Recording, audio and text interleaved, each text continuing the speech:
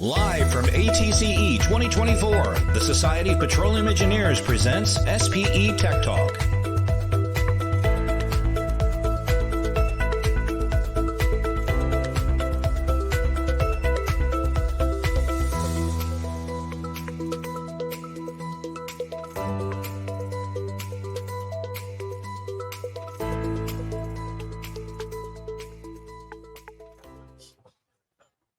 Welcome, and thank you for joining us today for this SPE Tech Talk with Lumivero, live at ATCE in New Orleans, Louisiana.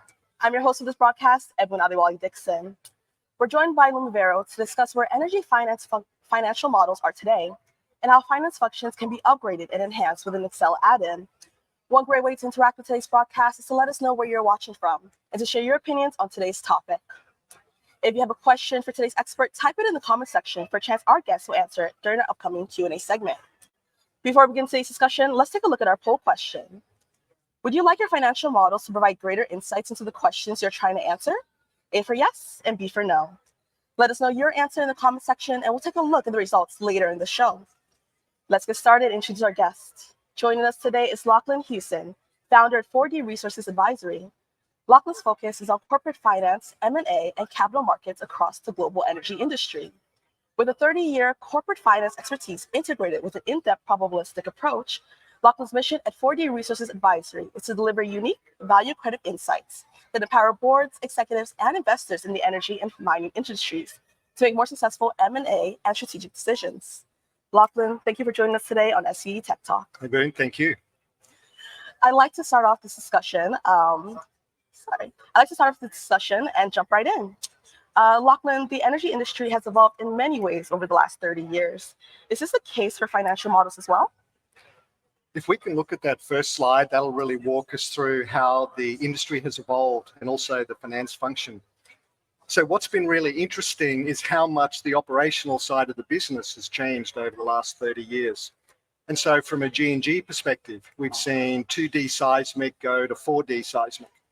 From a drilling and completion perspective, we've seen simple vertical wells with simple horizontal completions evolve into complex horizontal wells with complex vertical completions. And so over this time, the operating side of the business has driven fundamental declines in cost, in cycle time, and added significant value. What's interesting from a finance perspective is we're still using a 30-year-old technology, Excel. And so what that means is that we're relying on choosing data points, a small subset of data points, to build our models to try to understand a very dynamic, complex and stochastic world.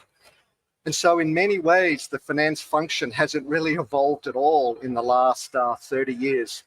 Financial instruments have, but the basic tools that we're using to undertake most of our analysis haven't really changed at all. Oh, that's very interesting. And one interesting statistic is McKinsey recently came out with a study and it was focusing on the success of mergers and acquisitions.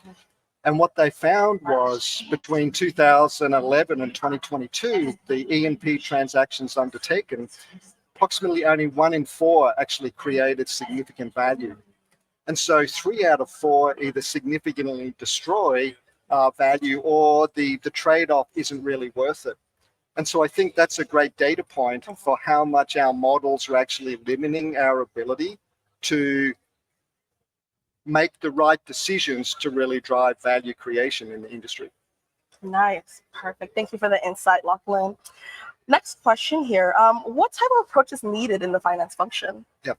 And so what we really need to think about in finance is we need to think a lot of ways the same way that engineers do. And so they think about the world from a probabilistic perspective. And so their softwares, their technologies allow them to understand the likelihood of a particular event.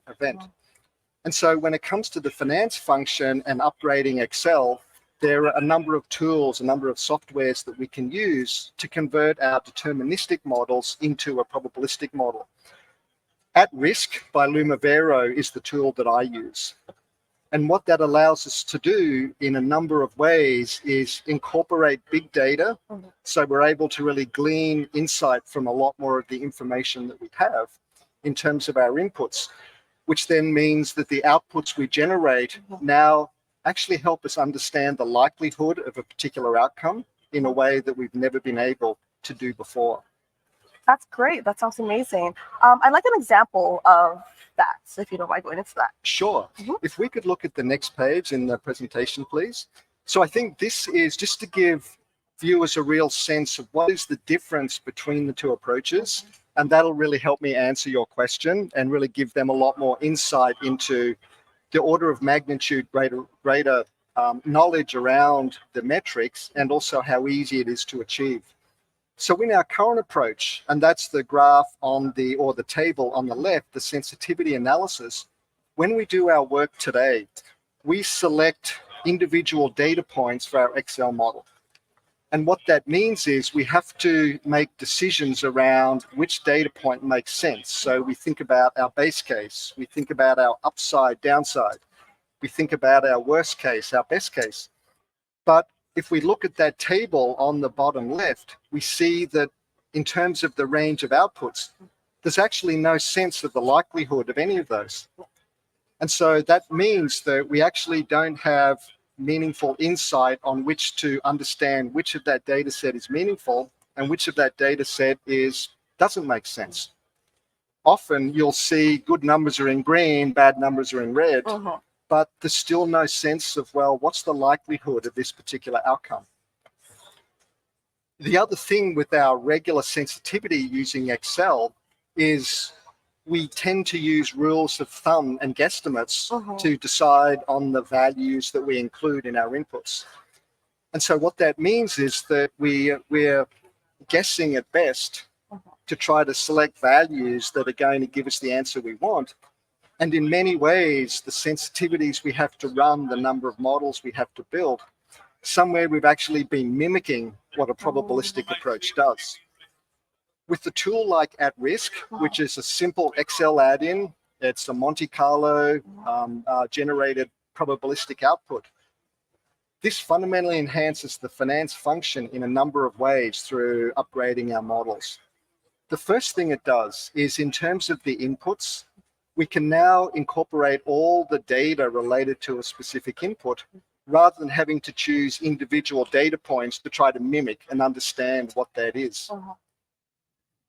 It's really important to directly understand the relationship between the inputs.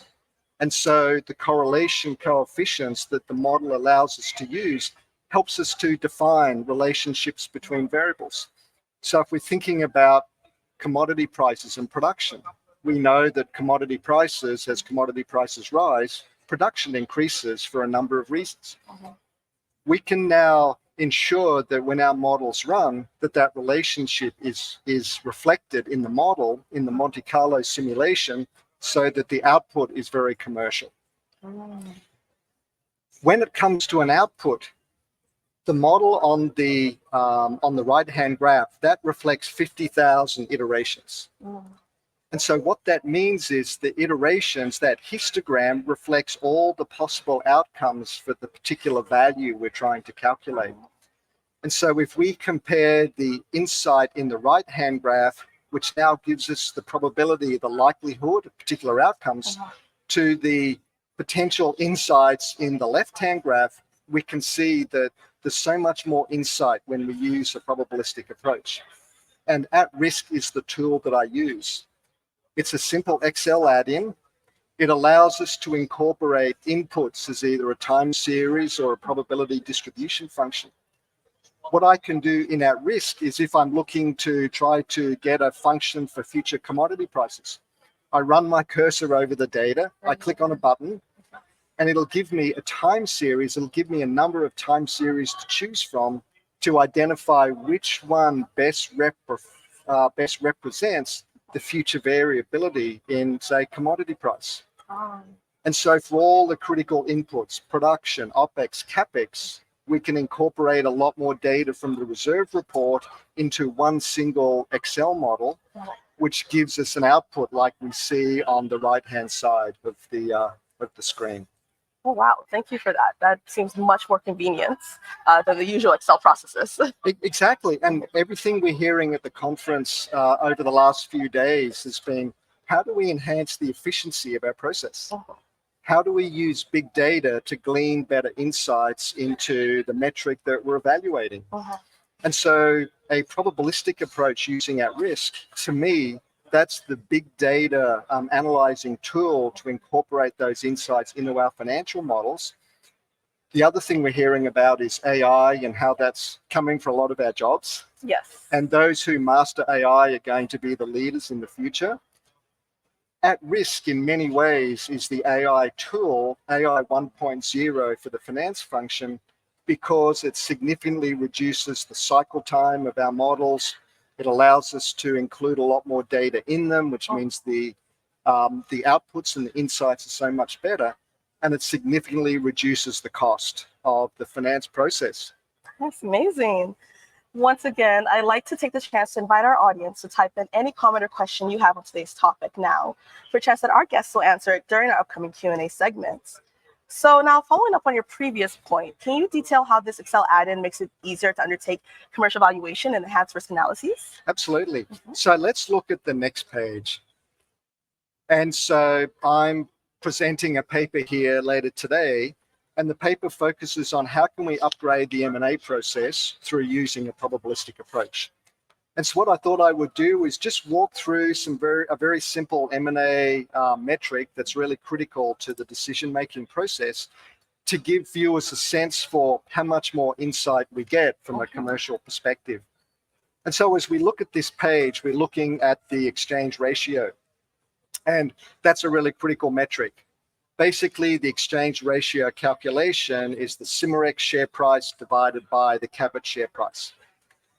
And there were two advisors in this transaction, and they used a deterministic approach to come up with their values, to come up with their exchange ratio calculation.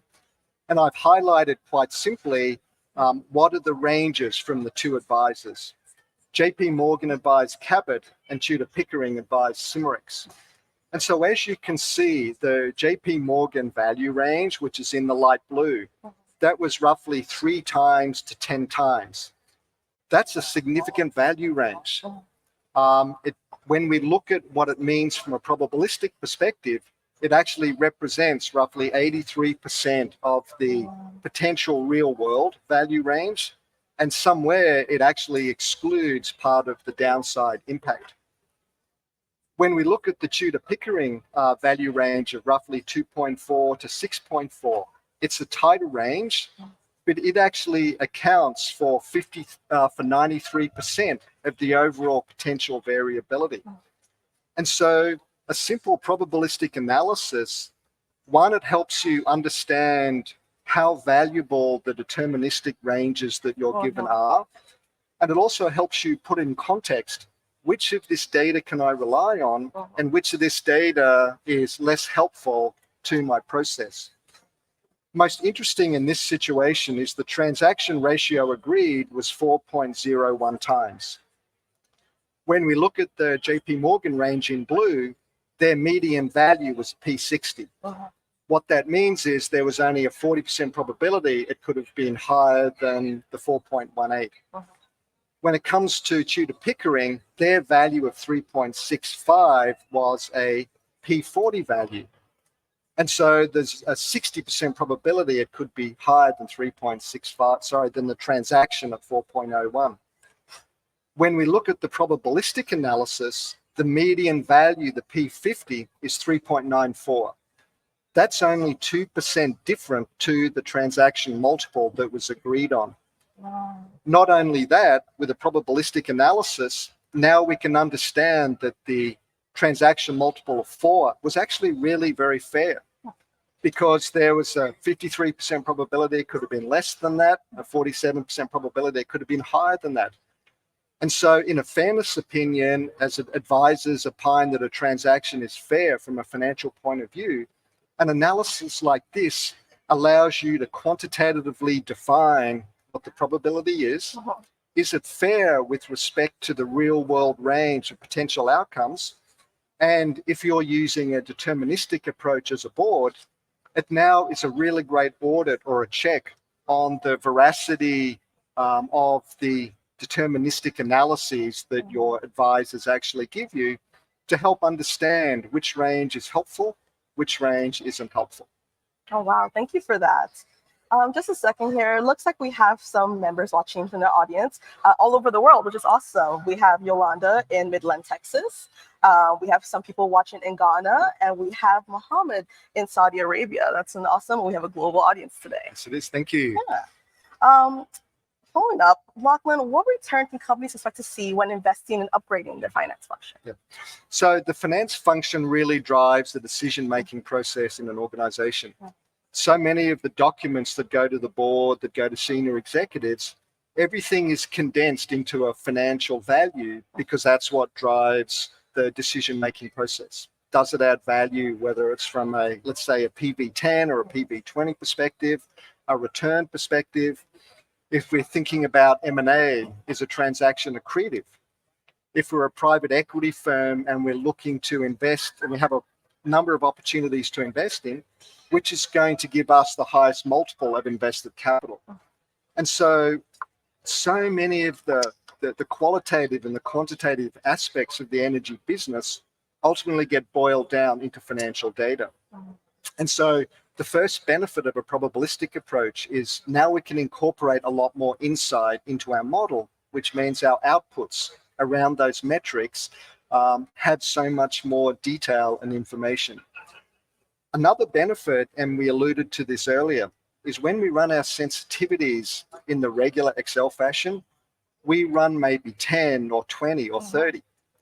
Some of those are driven by trying to get to a certain outcome, which isn't really the purpose of the finance function. Others are really driven by using the best data that we have to try to come to the best decision. And so in many ways, all of the sensitivity analyses that we run, we're actually mimicking what a probabilistic tool will do for us. And so with at risk, I only need one model. I can build all the variability around commodity prices, production, OPEX, CAPEX, discount rate, inflation, exchange rate. If I'm thinking about EURs, I'm thinking about how they will affect volumes. If I'm thinking about type curves and how that's going to drive production, the variability in every metric can now be incorporated into one model, along with all the other finance metrics that ultimately end up going to senior executives or to the board. And so it reduces cycle time, it reduces cost, it allows younger people, analysts, associates, VPs, to rather than spend their whole career processing and grinding through models and data and not really knowing what it all means, to actually now run their model and be able to provide insights further up the value chain to senior leaders, because, right, and that's what they want to do. And so it fundamentally allows younger people, more junior people in an organization to make a much better contribution. And to me, all of that drives costs lower and at the same time allows a much more insightful relationship for the finance function relative to decision makers and to the rest of the organization. Wow, thank you for that. That's definitely needed for a lot of people like me who say they can use Excel and don't really know how to use it more than two functions. So that's awesome. And so it's really interesting you brought that up. So at risk is a simple Excel function. It's an add-in. And so if you can use Excel, you're 90% of the way there of being able to use at risk. Yeah. Not only that, it's actually intuitively a really easy tool to pick up. The other interesting thing I've found working with junior people, with analysts and associates fresh out of undergrad, is that they may have never seen statistics before. Probability was, well, okay, who's going to win the Super Bowl? Who's going to win the Premier League? Who do I bet on? And yet within a month of using at risk, within a month of starting to learn how the software works, they become fluent. They become proficient in not only the language of a probabilistic approach, but also the tool itself. And so they're talking P50, P90 to P10, a lot of the engineering metrics that we can now bring to finance to understand risk a lot better. Yes, thank you for that. Just in a few words, what steps are needed? Just in a few words here, um, what steps are needed to get more users acquainted with this add-in tool? Yes. So there are a number of ways that people can do that. So the tool that I use, At Risk by Lumivero, it's used in 93% of Fortune 100 companies, 150,000 subscribers. So I think the first step is almost to figure out in the organization who is using it. So a probabilistic approach is already used a lot from a strategy perspective, from an engineering perspective, from a geoscience perspective. And so a lot of people will probably be surprised that, okay, wow, we're already using this in the organization. And so one way is to go to the people who use it and just sit down and watch and learn and have them explain to you how it works. If it's not in your organization or you're doing it more from an intellectual curiosity perspective, you can go to the Lumivero website and download a free trial for 2 weeks. And so now you have the software. And a couple of the buttons in the simple ribbon that appears in Excel is an examples button. And so you can click on that and it'll walk you through how do we use the inputs? How do we calculate the outputs? What do the different graphs do? What do they mean? And so it really is a self-teaching tool in a lot of ways, right? Which is entirely consistent with everything we're hearing at the conference today around the importance of continuing education, the importance of learning how to use AI, of how to make it work for you. There's another button, which is resources. And so you can push that, and there are webinars, there are case studies, there's online learning. There are courses, short courses that you can do that in 3 days will give you as much insight as you're going to use in the first part of your career. There's energy platforms out there, Saga Wisdom. They have an online course. And so there's one they have for probabilistic finance in the finance function. And so even just scrolling online, probabilistic finance for the energy function, whether it's through Lumivero, whether it's through what else is online, whether it's through Saga, or even working with consultants like myself, there's many ways junior, mid-level, and senior people can learn how to use the tool and effectively make it commercial from day one. Perfect. Thank you for that. Before we continue, let's take a quick look at the results of our poll question. We asked our audience, would you like your financial models to provide greater insights into the questions you're trying to answer? A for yes and B for no. It looks like the majority of our audience chose A. Lachlan, are you surprised by the results, or is this what you were expecting? I think it's definitely, I'm not surprised. It's what I expected. And I think that really reflects just everybody wants to be part of the solution. And we know that we face significant challenges today. The finance function in many ways is the weak link in the energy value chain. And the more we can enhance that, the more we can upgrade our models to get better outputs, to make better decisions, the better companies are going to do. One of my favorite metrics, if you like, is for the cost of one frac stage in almost every company, you can bring a probabilistic approach to your finance function. You can effectively upgrade your finance function for the cost of one frac stage. And I think the results of that survey, indicate how important it is that we do a better job in finance through our modeling, since that's the primary tool. And also the curiosity of the younger generation of, like, we want to know the best way. We want to be part of the solution, and developing a probabilistic approach to finance is going to be a big part of that solution. That's exactly there. So now it's time to answer some questions from our audience. Please. We have a question in by Max Bradley. How can leveraging data-driven models and probabilistic analysis in energy finance optimize decision-making processes, improving both risk assessment and the pursuit of sustainable energy solutions? So, Max, thank you for your question. So it does it in a number of ways. The first is in terms of understanding risk, right? Ultimately in finance, it's risk versus return. So understanding risk is really critical. When it comes to our deterministic models, when we incorporate risk, it's through the discount rate, through the denominator. And that's based typically on beta, right? We use WACC, we use CAPM, we use financial ways to understand, measure risk. But risk is actually a lot more complex than that.